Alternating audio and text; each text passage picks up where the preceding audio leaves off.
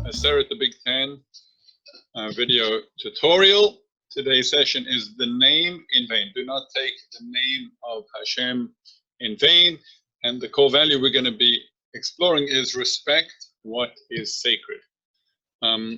Once again, I am here to give you an overview, to explain each section, give some background information, and help you give as best as possible, or lead as best as possible discussion group.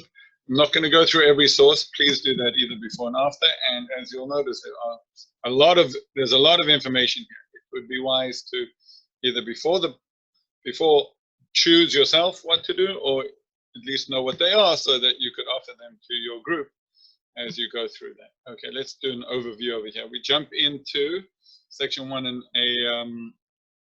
the Peshat, the literal understanding, and that is that this do not take the name of the Lord in vain actually means do not swear falsely in the name of the Lord. On page 4, we go into the Yesod, the underlying meaning, where we speak about how the name of God is how it's perceived. And that's the issue over here. Are we sanctifying that, or are we making what's called the Chilul Hashem, desecrating the name of God? And then on page 6, we go into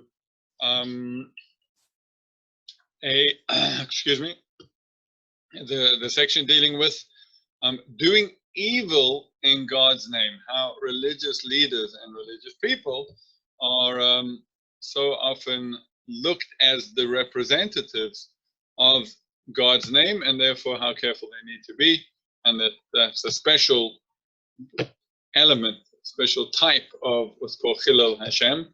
And then the last section, only 4 sections in this booklet, are the idea that we're meant to not only not desecrate God's name, but sanctify it, and how we could look at that as really the Jewish mission to make a sanctification of God's name here in this world. Okay, let's go back to the top, and we'll discuss it in more detail. As a beginning exercise, actually one of the questions in the conversation over here,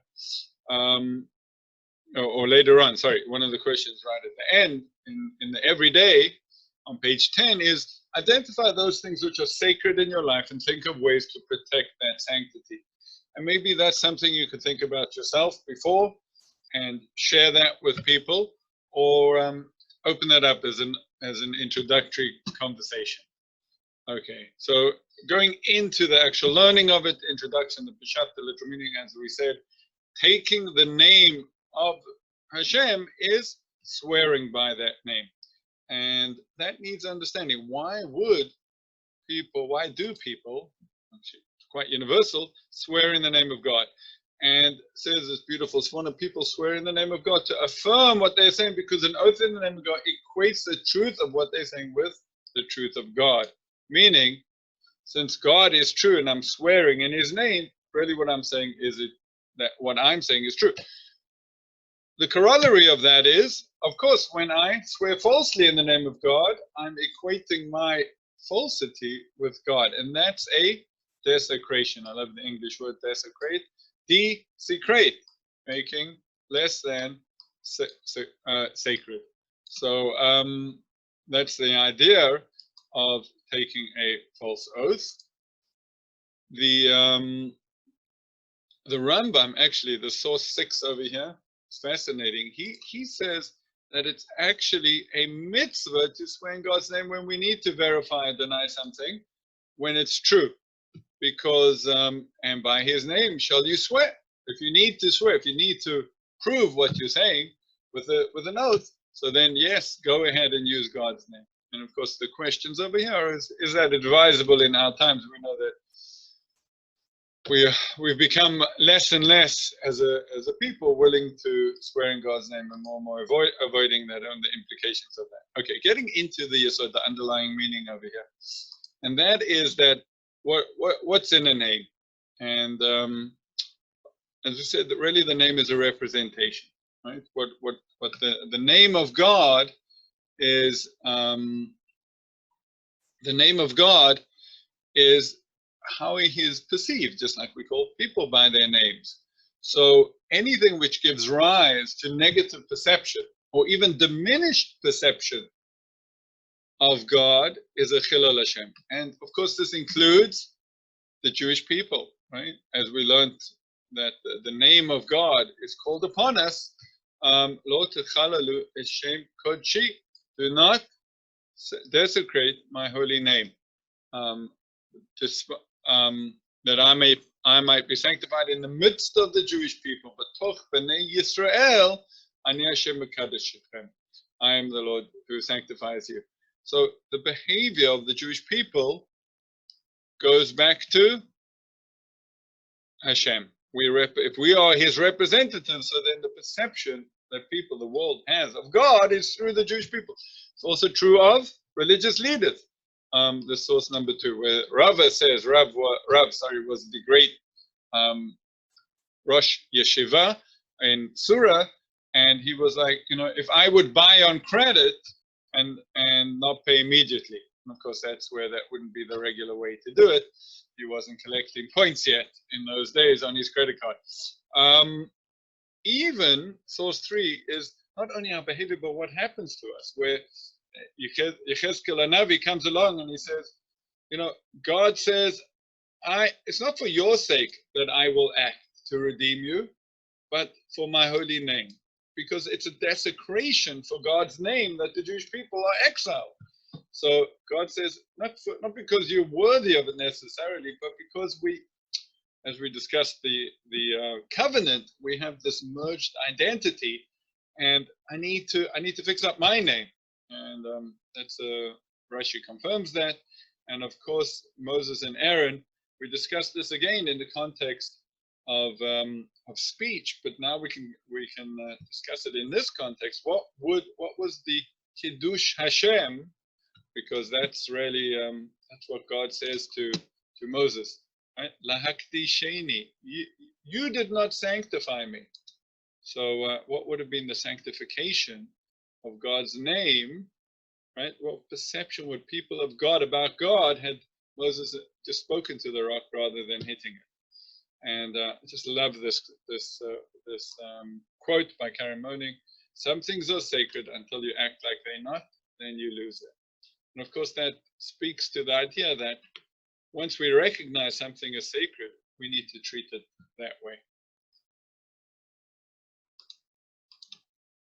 Okay, this next section deals with the specific Chilul Hashem of when someone does evil in God's name.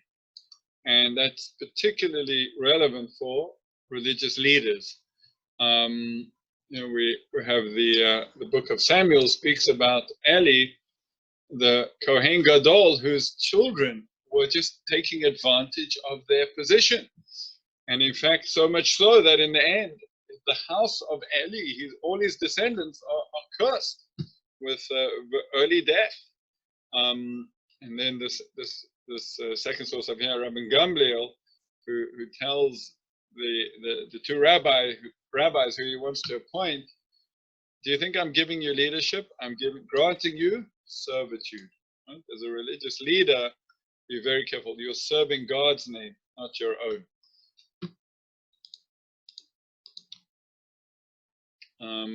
And this is interesting, that there seems to be within the Jewish context a sort of catch, right? As over here, Stuart Cohen says, beautiful idea is that there's a division of power, even though it's not a true democracy in the sense that we know it, but really the branches are split up in such a way that no one possesses a monopoly of political authority or religious authority. That's very important. And then over here, of course, that Rabbi Yochanan says that which is, who do you learn from? Who does the rabbi have to be? Well, they have to be someone who's similar to an angel, right? We practice what we preach, someone that doesn't do that is not worthy of learning Torah from.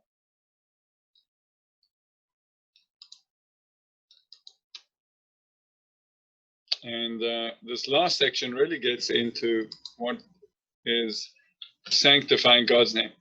Being a people, being individuals who live in such a way that because we're Jewish, because we are representative of God, the whole world ultimately would come to recognition of God through the Jewish people, which is a tremendous obligation, responsibility, and privilege to have such a mission. So that actually is very relevant to the Ten Commandments, because in the preamble of here, source 1, right, God says to Moses, "Go tell them, keep this covenant, live with this covenant, bring these values into this world." Right? These 10 Commandments, these core values, live with those in all their details in the Torah, and you will be a kingdom of priests and a holy nation. And of course, the idea of a priest, a Kohen, most of the time we think about it as being someone serving in the temple. Really, the main role is teacher. The Kohen is a teacher to the people. The Kohen only worked in the temple 2 weeks a year. What did he do the rest? He was teaching. And of course, Am Kadosh, a holy nation. And that's sacred, right? So it's God's sacred name. God's presence is sacred. God's name is sacred. Jewish people is sacred. All bringing out, revealing these beautiful values and way of life in this world, which ultimately go to speak to the entire world. And I just love this Rabbi Hirsch as a mission statement. "I am the Lord your God, he is the God of Israel. The sacred name of God which you bear should call you to everything that is beautiful and good, to truth, to justice, and to love." And of course, Isaiah calling us once again to be all the Goyim. I'm not the all Goyim. I want you to trailblazers. You are my messengers in this world.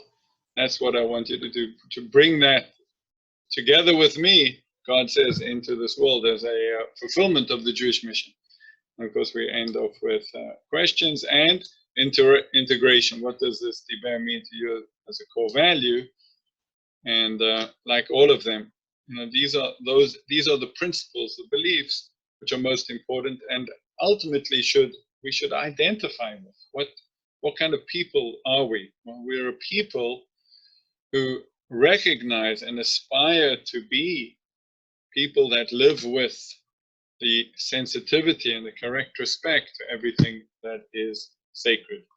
And of course, we finish off the booklet with the everyday.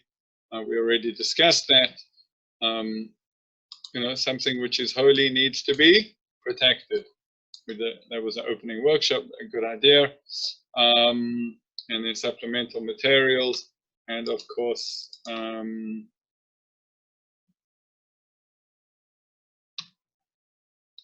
it finishes up with the who's who and the personal reflections. How are your independent projects drawing you closer to a sense of sanctity? In what way is your role within your social action project a light? All right, all the Goyim, we are meant to lighten up this world, bringing these core values, this divine connection that we have, bring that into this world as a fulfillment of our covenant. Thank you for listening. Thank you for enjoying this in this course. And please be in touch with me should you have any questions. My name is Nitzan Bergman, and the best way to get to me would be on core values at asericglobal.org. Thank you.